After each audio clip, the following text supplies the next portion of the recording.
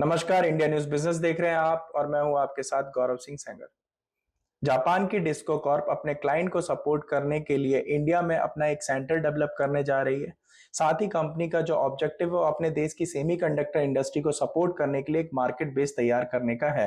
तो ये तो थी जापान की डिस्को कॉर्प कंपनी से जुड़ी खबर, बट इसके अलावा और भी कंपनियां हैं जो विदेशी कंपनियां हैं और हमारे देश में आके सेमीकंडक्टर इंडस्ट्री में इन्वेस्ट करना चाहती हैं। इसमें हमने माइक्रोन, फॉक्सकॉन जैसी कंपनियों के नाम रेगुलर इंटरवल पे सुने हैं या इनसे जुड़ी कहीं ना कहीं सेमीकंडक्टर और इनसे जुड़ी इन कंपनियों से जुड़ी खबरें हमने सुनी होंगी।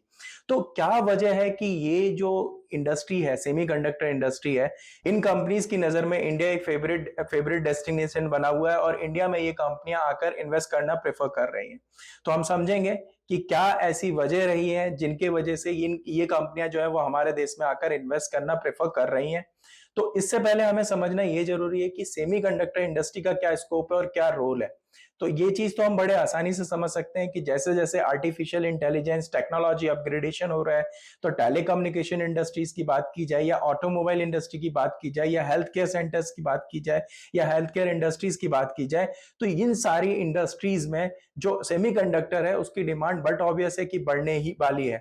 तो ये तो एक स्कोप हो गया कि सेमीकंडक्टर इंडस्ट्री का क्या स्कोप है, बट इंडिया में ही क्यों, तो इस चीज को हम समझेंगे। तो इसमें एक सबसे बड़ा रोल आ जाता है, वो ये है कि इंडिया एक बहुत बड़ा मार्केट है जहां पे इंडिया ने ग्लोबल लेवल पे सेमीकंडक्टर इंडस्ट्री में बहुत बड़ा रोल प्ले करा है। और इसमें जो सबसे बड़ी जो वजह बनती है वो इंडिया की एक स्किल्ड मैन पावर है, दूसरा इंडिया की R&D कैपेबिलिटीज है, इंडिया की जो गवर्नमेंट है उसकी फेवरेबल पॉलिसीज हैं जो कि इस इंडस्ट्री को इंडिया में प्रमोट कर रही हैं। और यही वजह है जिसके वजह से विदेशी कंपनियां आके हमारे देश में आके सेमी कंडक्टर इंडस्ट्री में इन्वेस्ट करना प्रेफर कर रही हैं। बट इन चीजों को हम थोड़ा डिटेल में समझेंगे। तो सबसे पहले हम समझते हैं जो पहला पॉइंट है जिस वजह से विदेशी कंपनियां हमारे देश में आके इन्वेस्ट करना चाहती हैं, वो है हमारे देश की सेमीकंडक्टर इंडस्ट्री में market size and growth opportunities.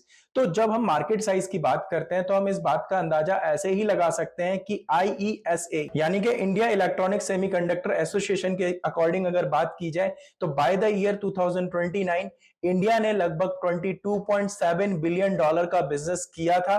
और ये अंदाजे लगाए जा रहे हैं कि बाय द ईयर 2026 इंडिया लगभग $64 बिलियन का बिजनेस टर्नओवर अचीव कर लेगा। और इसमें जो सिचुएशंस बनती हैं, जो कंडीशन फेवरेबल बन रही हैं, वो है IoT का एक्सपेंशन होना, 5G टेक्नोलॉजीज की तरफ मूव होना या आर्टिफिशियल इंटेलिजेंस को प्रमोट करना। तो ये रीजंस बनते हैं जिसके वजह से इंडिया में जो ग्रोथ अपॉर्चुनिटी है और जो साइज ऑफ मार्केट है वो बहुत बड़ा है, जिसके वजह से सेमीकंडक्टर इंडस्ट्री को एक फेवरेबल सिचुएशन मिल रही है। सेकंड, अगर हम बात करें तो इंडिया में काफी बड़े बड़े की मैन्युफैक्चरर हैं जो कि सेमीकंडक्टर इंडस्ट्री में ऑलरेडी हैं। तो इनमें हम कुछ कंपनीज के नाम बता देते हैं, जिसमें इंटेल है, दूसरा अगर हम बात करें तो टेक्सास इंस्ट्रूमेंट है, तीसरा हम बात करें तो सेमीकंडक्टर लैबोरेटरीज है। तो ये कुछ कंपनीज हैं जो इंडिया में बड़े लेवल पे प्रोडक्शन कर रही हैं या कहीं ना कहीं किसी ना किसी तरीके से सेमीकंडक्टर इंडस्ट्री को सपोर्ट करती हैं या उनके रिगार्डिंग काम कर रही हैं।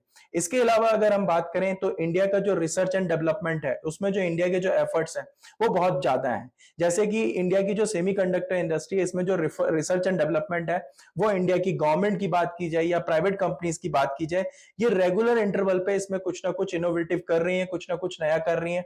साथ के साथ हमारे देश की जो कंपनीज हैं, चाहे वो प्राइवेट कंपनीज हो चाहे वो गवर्नमेंट कंपनीज हो, जो कि सेमीकंडक्टर इंडस्ट्री में वर्क कर रही हैं, ये कंपनीज कोलैबोरेशन कर रही हैं विदेशी कंपनियों से जिनकी एक्सपर्टीज सेमीकंडक्टर इंडस्ट्रीज में है। एंड देन इसके बाद हमारी जो गवर्नमेंट है, इसकी जो इनिशिएटिव है, गवर्नमेंट की इनिशिएटिव और गवर्नमेंट की जो पॉलिसीज हैं सेमीकंडक्टर इंडस्ट्री को लेके, वो काफी हद तक फेवरेबल है, जिसके वजह से सेमीकंडक्टर इंडस्ट्री जो है वो ग्रोथ की तरफ जा रही है। इसमें हम एक स्टेटमेंट से समझ सकते हैं कि अमितेश कुमार सिन्हा, जो कि चीफ एग्जीक्यूटिव ऑफिसर है India semiconductor mission and joint secretary of ministry of electronics and information technology के, उन्होंने कहा है कि इंडिया का जो कमिटमेंट है वो एक बेसिकली शॉर्ट टर्म कमिटमेंट नहीं है। इंडिया का कमिटमेंट लगभग एक लॉन्ग विजन के साथ लॉन्ग टर्म कमिटमेंट है, जहां पे इंडिया अपने आप को 25 साल आगे देख रहा है। इसके अलावा अगर हम बात करें तो इंडिया ने काफी सारे सेमीकंडक्टर प्रोग्राम स्टार्ट किए हैं, जहां पे जिसको हम कह सकते हैं कि जो प्रोग्राम है उसका नाम है सेमीकॉन इंडिया प्रोग्राम्स। इसके अकॉर्डिंग इंडिया की जो गवर्नमेंट है वो लगभग $10 बिलियन का जो सपोर्ट है दे रही है। इसमें जो लगभग सेंटर की तरफ से जो फंडिंग होगी वो लगभग 50% की होगी, जो कि सेमीकंडक्टर मैन्युफैक्चरिंग प्रोजेक्ट कॉस्ट के अकॉर्डिंग रहेगा। इसके अलावा इस सेमीकंडक्टर इंडस्ट्री से जुड़े लर्निंग्स या ट्रेनिंग प्रोग्राम्स के लिए लगभग प्रोजेक्ट का 2.5% पैसा खर्च किया जाएगा। ये कुछ सिचुएशंस बता रही हैं कि किस तरीके से हमारी गवर्नमेंट फेवरेबल एनवायरनमेंट क्रिएट कर रही है सेमीकंडक्टर इंडस्ट्री के लिए। इसके अलावा अगर हम बात करें जो हमारे देश की नेशनल इलेक्ट्रॉनिक पॉलिसीज है, जहां पे इलेक्ट्रॉनिक मैन्युफैक्चरिंग और डिजाइन के लिए इंडिया एक ग्लोबल लेवल पे एक बड़ा हब सेंटर बनना चाहता है। इसके अलावा इंडिया की जो पीएलआई है, यानी कि प्रोडक्शन लिंक्ड इंसेंटिव, इस स्कीम के अकॉर्डिंग इंडिया जो है वो सेमीकंडक्टर इंडस्ट्री को फाइनेंशियल सपोर्ट दे रही है, वो डोमेस्टिक और इंटरनेशनल लेवल पे बड़े बिजनेस को एक्सप्लोर कर सके। तो ये तो थी हमारे गवर्नमेंट की तरफ से या कुछ फेवरेबल सिचुएशन जिसको हमने एनालाइज किया, जिसको हमने समझा कि क्या सर्कमस्टांसेस है जिसके वजह से सेमीकंडक्टर इंडस्ट्री ग्रोथ कर सकता है। बट इसके अलावा हमें यह भी समझना पड़ेगा कि क्या क्या अपॉर्चुनिटीज हैं और क्या क्या चैलेंजेस हैं जो कि सेमीकंडक्टर इंडस्ट्री के लिए इंडिया में प्रॉब्लम क्रिएट कर सकते हैं। तो इसमें सबसे पहले हम चैलेंजेस को समझते हैं।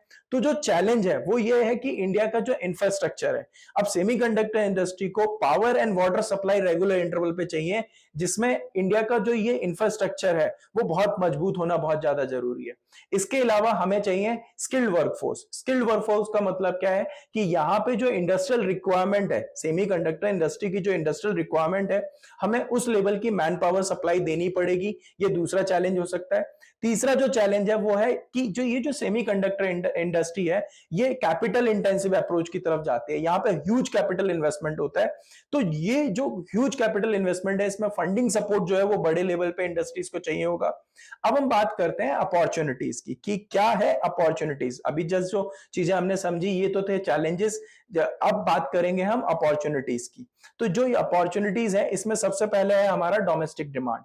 दूसरे देशों की तो बहुत दूर की बात है, बट अगर हम अपने देश की बात करें तो हमारे देश का पॉपुलेशन साइज बहुत बड़ा है और आने वाले समय में इलेक्ट्रॉनिक्स की बात की जाए, स्मार्टफोन्स की बात की जाए या ईवीज की बात की जाए, इलेक्ट्रॉनिक व्हीकल्स की बात की जाए, इनकी डिमांड इंडिया में बड़े लेवल पे बढ़ने वाली है। और जैसे जैसे टाइम बढ़ता चला जाएगा, लोगों की अर्निंग कैपेसिटी भी बढ़ेगी, तो बट ऑब्वियस है कि लोग लग्जरियस चीजों की तरफ मूव करेंगे। तो यहाँ पे जो सेमीकंडक्टर है बाय डिफॉल्ट उसकी डिमांड को बढ़ाएगा।